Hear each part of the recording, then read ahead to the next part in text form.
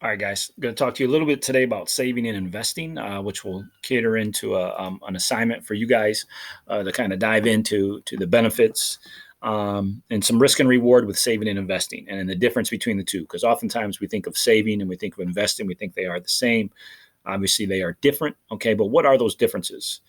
Okay, and just think of this idea when we talk about saving and investing is the concept of, let's say you have a job, you make money, and there are ways to take the money that you earned and turn it into more money, okay, without really having to do much except put it into an account. All right. Now there's good and bad with this. So obviously, if it's a paycheck to paycheck situation, it becomes a little bit more difficult for the saving and investing. The saving hopefully is still happening. The investing obviously should happen too. But the amount that you are able to do becomes a little bit more difficult. All right. But it is vital, okay, to do these things. So if you're in that paycheck to paycheck situation, are there things you always want to look at um, your monthly, what you're bringing in, and are there things that you could cut and still be okay with when you're not in that spot where that you can make any of those cuts? This becomes more difficult. But let's talk about some of these. All right, why save and invest? It says saving and investing strategies help individuals achieve personal financial goals. Most of you identified at the beginning of this quarter financial goals that you had. Okay. And a lot of those are only going to be obtainable if you save and invest.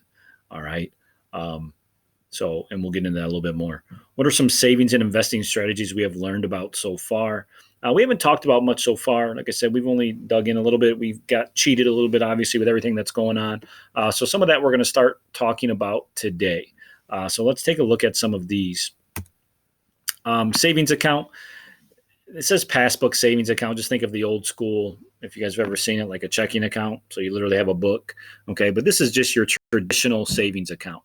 All right. It's convenient. It's low risk. You're not going to get much in return. A regular savings account is going to give you a little bit back. But for the most sake, it's more or less here's a way to put your money somewhere so that it's not under a mattress. All right. Cash is obviously sometimes dangerous to keep on hand. Not dangerous, but it's a lot easier to lose as opposed to being in a bank. All right. And some people don't trust banks. Banks historically, if you go back, like not as much people that were around during the Great Depression and what happened during the banks. And like I said, a lot of those individuals just aren't with us anymore. But they would pass on to generations of you can't trust banks. But a lot of that has shifted, and it's okay to put your money in a bank. Trust me. All right. But a little protection against inflation. It's been a long time since we talked about inflation, but what that means is if you have $500 in a savings account and you don't touch it for 20 years, okay, you're not going to have much more than $500. But what has happened as inflation has gone up, okay, as inflation has gone up, okay, that's still $500. So remember the image I gave you of like the grocery cart where what it can buy you more. In 20 years, $500 is not going to buy you as much as it does now because inflation always goes up. So if you don't do anything with it and you just keep it in the savings, all right, it might not keep up with inflation. All right. So money market accounts. I'm not going to talk about as much about these. I'm going to go with some of the basics that you guys are familiar with. But these are where you're able to have money in account. You can convert it to cash quicker. These are insured. Can give you a little bit higher return on your investment, okay, or I should say your savings, but they can fluctuate based off of different things that are happening in the market. So I'm going to move on from these and just like I said, go to some of the basics. Time deposits, okay. These are, if you guys have ever heard of like CODs or CDs, so may not withdraw for periods of time. So these are going to give you, here's an account. You cannot draw from this account for 1 year, okay. But you're going to get a little bit more of a higher return on it. All right. So there's 3 types of these. There's a fixed term, COD, and then open account. So a COD might range anywhere from like 30 days to 5 years, where you put this money in an account and you can't draw on it for 30 days. Put this money in an account and you can't draw on it for 5 years. Okay. Now, the longer you keep it in, the higher your return. Okay. Because that allows the bank to basically play with your money a little bit more so that they can make more money. So the longer that they have that in there. So in a 5 year, okay, you might earn double the percent that you were going to. All right. Now, it's very safe. It's not going anywhere. Can you draw that money out? Yes, but you're going to pay fees. So the idea of it is if you're not going to pay those fees, if you keep that money in there, okay, for an extended period of time. And you say, well, why do banks do this? Don't they lose out? No, because what they do with your money in that 5-year span is they're going to put it into different accounts that are probably going to yield more for them than the 2.25%. So they might put it in the stock market. So they take your $10,000, they put it in the stock market, and that is on average going to earn more, maybe around 7%. So it's okay to pay you that 2.25%. All right. A little confusing, maybe, but hopefully that makes sense to you in terms of how that works. So the difference between saving and investing. All right. Saving is putting money away with minimal returns. The saving is more for you so that you don't touch it. You're not going to get a lot in return. It's the safest way. Investing is when you put your money in somewhere with the intent like this, it's going to grow here. All right. It's going to grow, whether it be for retirement or some other need that you may have. All right. This wealth building. All right. And there's a higher risk. Okay. Obviously, if you're going to turn your money over so that they can then invest it, okay, it's going to be a higher risk. Like the stock market right now, not doing too well.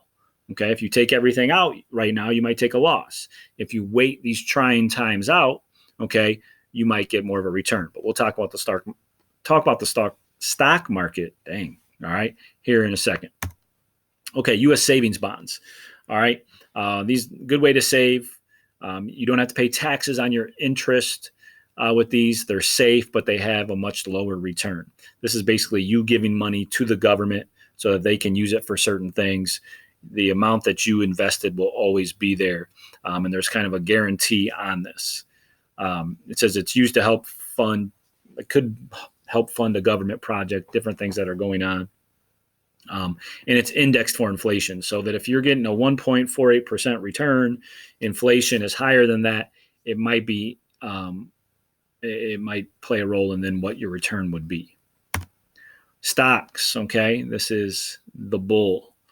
All right, and this is on the New York Stock Exchange down there in New York City in Manhattan, down in the southern portion of Manhattan. So higher returns, greater risk, and you might have some fees depending on how you're doing this.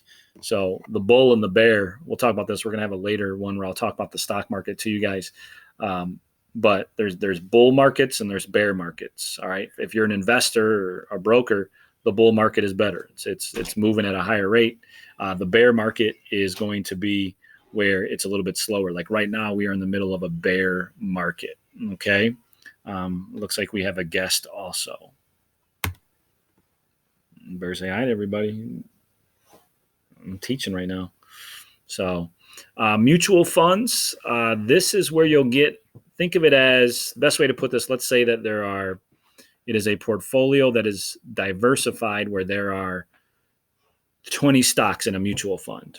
Okay, maybe it's a tech-heavy mutual fund. So it's got all of the things that you guys are used to, whether it be like Facebook, everything, all of those stocks in one. Okay, they're lower risk, okay, because they're pretty steady when being invested in so many different stocks at one time. If one goes bad, the other 19 might be okay. Now, if the whole market falls, the majority of it's going to fall too, but maybe not as much with its diversification. Okay. And there might be a little bit more fees with these as opposed to an individual stock. And if you don't have as much money, all right, oftentimes mutual funds is a good way to get yourself a diversified stock portfolio without spending as much as it is in different shares for within the market. So real estate, another way to invest. Typically, real estate will always appreciate. What do we mean appreciate? Okay, gain, okay, in worth. So a home that was worth, about the cost of homes 30 years ago, as opposed to the cost of homes now. Okay, typically that is going to appreciate. All right, unless you have things that happen, like a whole neighborhood might go really bad.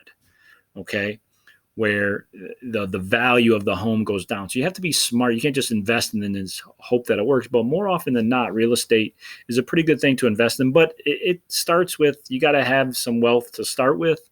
You don't have to be necessarily loaded. And what is your purpose? Okay. Is it for a rental property? Okay. Is it to flip? Okay. So people get involved in real estate for many different things. Um, but usually sometimes there's some quick turnaround. Sometimes it takes some time. If this is something where you're doing as a rental property, you might not see the real gains of it for quite a few years. But once that house is paid off and you're turning over that rent money, that's a pretty good source of income. Okay. 401k plans. These are retirement plans. Like it says, employee-sponsored retirement plan that allows employees pre-tax dollars to accumulate tax-free. A lot of companies that you will hopefully work for in the future will have a 401k plan available to you that you will invest in. And what they do is they take that money and then they go invest in the market, the stock market. So a lot of it will be where you might have something matching. So like 3% of your paycheck will go towards your 401k plan. And ideally, your employer will match whatever your percentage is. So let's say that you invest 3%, they'll then invest 3% too, that same amount from their end. And if it's 2%, then they'll match you 2%. So if you're able to do 3%, it's obviously a lot smarter to do the 3% because then they're matching that same 3%. I'm not going to get a difference of IRAs. IRAs are another way for you to invest your money for retirement and other things. And the difference between a regular IRA and a Roth IRA or different taxes. I'm not going to confuse you with any of that, but just know that stuff is available to you. And that ends where we were going to be here. So I'm going to stop it here. I'm going to attach an assignment with this for you guys to do a little bit further investigation in some of this saving and investing that you guys will do. But this will allow you to dig deeper into saving and investing. And there'll be an open-end question there too of what you think right now you could do now, and then what you could do later in terms of saving and investing. Because I know as a 16, 17, 18-year-old individual, this seems so far down the road, but it is something that the sooner you do it, the more you will make in the long run. If you wait to invest until you're 40 or 50, you're not accumulating wealth. Think about that. If a lot of it is accumulating wealth over time, if you start younger and you can do it at a young age, okay, you're going to just keep gaining and gaining and gaining, hopefully, as opposed to waiting too late. And then there's not a lot left for you when you're ready to retire and get out of the game. Okay, so appreciate you guys listening. And like I said, the assignment will be attached to this also.